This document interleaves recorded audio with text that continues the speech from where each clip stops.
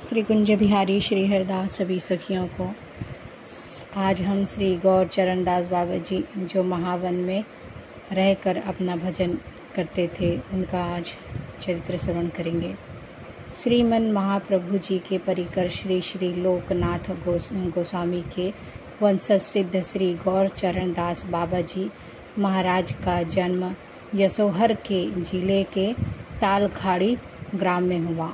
अति अल्प वयस में ये ही लोकनाथ गोस्वामी प्रभु और उनके शिष्य श्री नरोत्तम ठाकुर की गुण गरिमा से प्रभावित हो गए और गृह त्याग कर नवद्वीप चले गए।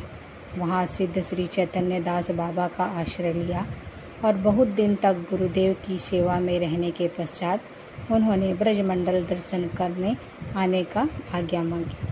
गुरुदेव ने कहा जाओ, पर वहाँ जाकर उससे पीछा छुड़ा पाओ तब वापस आ जाना।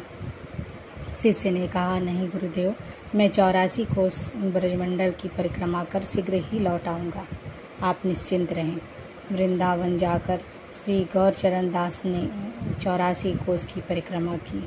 अंत में महावन जा दाऊ जी के दर्शन किए। रात्रि वहीं व्यतीत कर दूसरे दिन प्रातः ब्रज की सीमा पार कर नवद्वीप में गुरुदेव के पास चले जाने का निश्चय किया। रात्रि में जब वे सो रहे थे तो दाऊ जी ने नाम लेकर उन्हें पुकारा और कहा, देख, तू मुझे बहुत अच्छा लगता है, यहाँ इस गुफा में रहकर भजन कर, तेरी सर्वार्थ सिद्धि होगी। भक्त भगवान का भजन करता है इसलिए कि वे उसे अच्छे लगते हैं, पर जब भगवान को भक्त अच्छा लगने लगता है तब क्या उसकी सर्वार्थ सिद्धि में कुछ बाकी रहता है? बाकी रहती है केवल भक्त और भगवान के बीच का मधुर प्रणय लीला। गौर चरण दास बाबा सख्य के उपासक थे, सख्य रस के, इसलिए उनके और दाऊ जी के मधुर मिलन के साथ साथ स्वाभाविक था कि मधुर मृणय और युद्ध का छिड़ जाना। उन्होंने दाऊ जी की बात का प्रतिवाद करते हुए नहीं, मैं अपने गुरुदेव का आज्ञा अनुसार गौर मंडल जाऊंगा, यहाँ नहीं रहूँगा, मैं नहीं जाने दूंगा, ये बलदाऊ जी ने मुस्कुराते हुए कहा। गौर चरण बड़े धर्म संकट में पड़े रहे। दाऊ जी की आज्ञा का पालन करे या गुरुदेव की आज्ञा का? कुछ देर सोचकर बोले, नहीं, मैं जाऊंगा, इसी क्षण जाऊंगा। कहने के साथ ही वे खड़े हुए और झोला कंधे पर डाल चल पड़े। अर्धरात्रि का समय था, चारों ओर अंधियारा छा रहा था। गौर चरण चले जा रहे थे।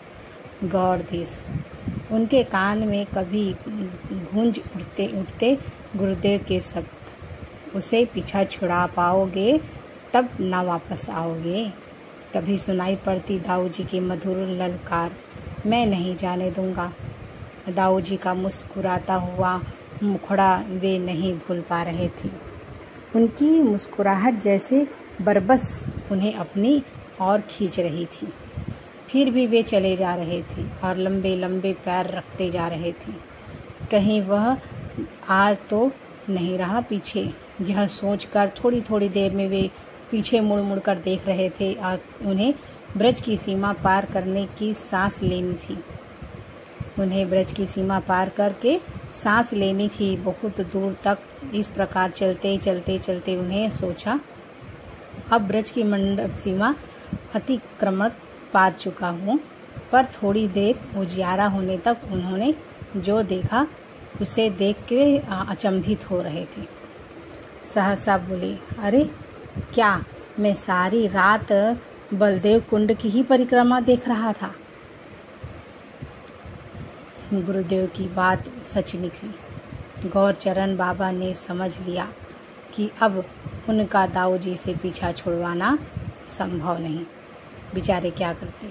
उनकी दिखाई गुफा में ही रहकर भजन करने लगे। वे नित्य बहुत सवेरे उठते और स्नान आदि कर गुफा की ओर चल देते। गुफा में चले जाते। उनके पास एक बहुत जपमाला थी, जिस पर श्री राधा कृष्ण नाम का जप करते थे। जप करते करते अपराह हो जाता, तब गुफा से बाहर निकलते और स्नान कर कुछ समय ग्रंथालोचना करते और संध्या समय मधुकरी को जाते। किसी से भी वाक्यालाप न करते और अत्यंत कहीं नहीं जाते। 20 वर्ष तक इसी प्रकार एक आसन में इस गुफा में भजन करते रहे। निद्रित अवस्था में भी उनके मुख से रामकृष्ण नाम स्पष्ट सुना जाता था। श्री गौर चरणदास बाबा श्री दाम का छोटा और श्री राधा रानी का बड़ा भाई होने का अभिमान रखते और इसी भाव का भजन करते। दाऊ जी और श्री कृष्ण से उनका साख्य भाव था। प्रसिद्ध है कि दाऊ जी प्रत्यक्ष रूप से उन्हें माखन मिश्री खिला जाया करते थे। कुछ ही दिनों में एक सिद्ध महात्मा के रूप में उनकी ख्याति हो गई। साहा जाति के एक सज्जन बांग्लादेश से आए और दीक्षा रूप में उनकी कृपा प्राप्त करने बाबा जब मधुकरी को जाते तो वे नित्य उनकी गुफा के बाहर बैठे दिखते, पर बाबा उनसे कुछ वाक्यालाप न करते। इस प्रकार 1 वर्ष बीत गया। तब एक दिन उन्होंने पूछा, तुम कौन हो, क्या चाहते हो? साहा महाशय ने अपना परिचय देते हुए कहा, मैं आपका कृपा प्रार्थी हूँ। बगल में क्या लिए हो? यह चैतन्य चरितामृत है। बाबा तत्काल उन्हें गुफा के भीतर ले गए और श्री चैतन्य चरितामृत सुनाने को कहा। तब से लगातार 1 वर्ष तक साहा महाशय उन्हें नित्य श्री चैतन्य चरितामृत सुनाते रहे। श्री चैतन्य चरितामृत सुनाते रहे। इसी बीच बाबा ने उन्हें दीक्षा दी। देशाश्रम देकर नाम रखा और दयाल दास श्री गौरचरण दास बाबा जी महाराज के प्रथम शिष्य थे। इनके पश्चात और भी बहुत से लोगों ने दीक्षा ली और वेश ग्रहण किया। उनमें मुख्य थे श्री जगन्नाथ दास बाबा महाराज।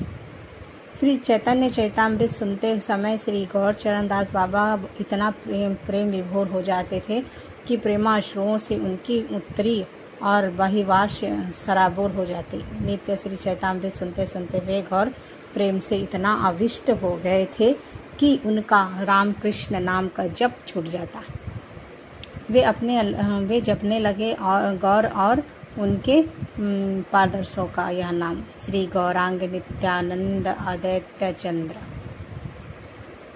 गदाधर श्री वासदी गौर भक्तवृंद स्वच्छंद वस्त्र कर कोई भी रंग आसानी से चढ़ जाता है, पर वे वस्त्र रंगा हुआ होता है उस पर नहीं रंग चढ़ता है जो उससे गहरा होता है। रामकृष्ण रंग में रंगी बाबा की ओढ़नी पर गौर रंग कैसे चढ़ गया? क्या अखिल रसामृत मूर्ति भगवान कृष्ण के माधुर्य से महाभावती राधा रानी के भावों में भीगे भक्त रूपी भगवान का माधुर्य अधिक लोभनीय था? 1 वर्ष पीछे दयालदास बाबा की इच्छा हुई नवदीप धाम दर्शन करने की। उन्होंने श्री गौरचरण दास बाबा जी से अपनी अभिलाषा व्यक्त की। वे खड़े असमंजस में पड़े गए और ऐसे प्रेमी भक्त जिसका संग भला कौन छोड़ना चाहता है। कुछ देर सोचने के बाद बोले, अच्छा जाओ, मैं तो गुरुदेव के निकट रह नहीं सका, तुम जाकर उनकी सेवा करो। दयालदास चले गए, पर गौरचरण दास से उन्होंने विछोह सहन न हुआ। वे सोचने लगे कि दयालदास के रूप में स्वयं श्री गौरांग महाप्रभु छल करके उनके पास आए थे। उन्होंने गौर भक्ति प्रदान करने वे उन्मत्त की बातों से अवस्था में दयाल दयाल दयाल पुकारते वन भटका किए। ऐसे भटकते भटकते गौर प्रेम में आविष्ट श्री गौरचरण दास बाबा क्या रामकृष्ण को भूल गए? भूलने का तो प्रश्न ही नहीं। और भक्तों के लिए गौर श्री कृष्ण से पृथक ही नहीं है, वे हैं उन्हीं का एक और रूप, उनका गौर कृष्ण रूप। अपनी ही रूप माधुर्य का आस्वादन करने के लिए, अपने ही प्रेम भक्ति का रस का आस्वादन करने के लिए उनका अपना ही भक्त रूप। इसलिए कृष्ण बलराम से उनकी सख्य रस की लीला के अवसान का प्रश्न ही नहीं था। एक बार सख्य रस के आवेश में वे वृंदावन में गोविंद देव जी के दर्शन को गए और कदाचित उस दिन उन्हें श्रीमद् भागवत में गोविंद देव जी का उस शक्ति का स्मरण हो आया जिससे उन्होंने कहा मैं अपने भक्तों के पीछे पीछे इसलिए फिरा करता हूँ कि उनके चरणों की रज उड़कर मेरे ऊपर उड़ जाए और मैं पवित्र हो जाऊं।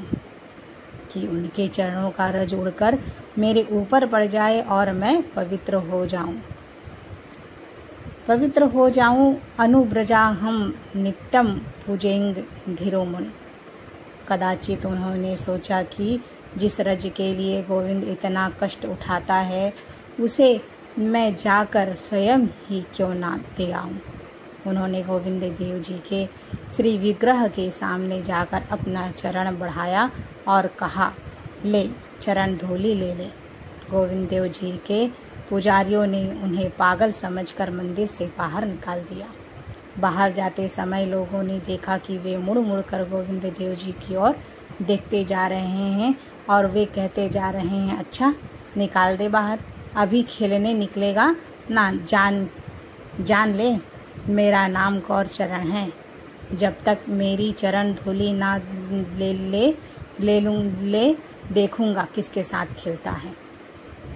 जब तक मेरी चरण धूलि ना ले देखूंगा तो किसके साथ खेलता है। पाठक, यदि आपको गौरचरण बाबा का रोष आ रहा है गोविंद दास जी के प्रति उनके इस व्यवहार के कारण, तो आपको यह जानकर विस्मय होगा कि स्वयं गोविंद जी उनके व्यवहार से प्रसन्न हुए और उन्होंने श्री मंदिर से उन्हें निकाला ही था कि उनके प्रणय दोष रस का आस्वादन करने के लिए वे अपने भक्तों के मुख से खरी खोटी सुनकर जितना खुशी होते हैं उतना ही वे वेद स्तुति से भी सुखी नहीं होते। इसका उनका चिर स्वभाव है, यह उनका चिर स्वभाव है। श्री गौरचरण दास बाबा कुछ दिन बाद कुंजरा ग्राम में जाकर रहने लगे और वे बहुत दिनों तक जीवित रहे। शेष अवस्था में वे वृंदावन के अपने शिष्य श्री कृष्ण चैतन्य दास राय के साथ मणिपुर कुंज में रहने लगे। इसी प्रकार उनका अप्रकट हुआ था। श्री कुंज बिहारी श्री हरिदास सखियों, ये इतना सुंदर चरित्र है जिसे गोविंद दास जी स्वयं उनके चरणों की धूलि के लिए उनके पीछे मंदिर से निकलकर दौड़ पड़े थे। ऐसे श्री गौरचरण दास बाबा जी के चरणों में दंडवत नमन। श्री कुंज बिहारी श्री हरिदास सभी सखियों को। कल हम श्री गौरदास बाबा जी का चरित्र श्रवण करेंगे। श्री कुंज बिहारी श्री हरिदास।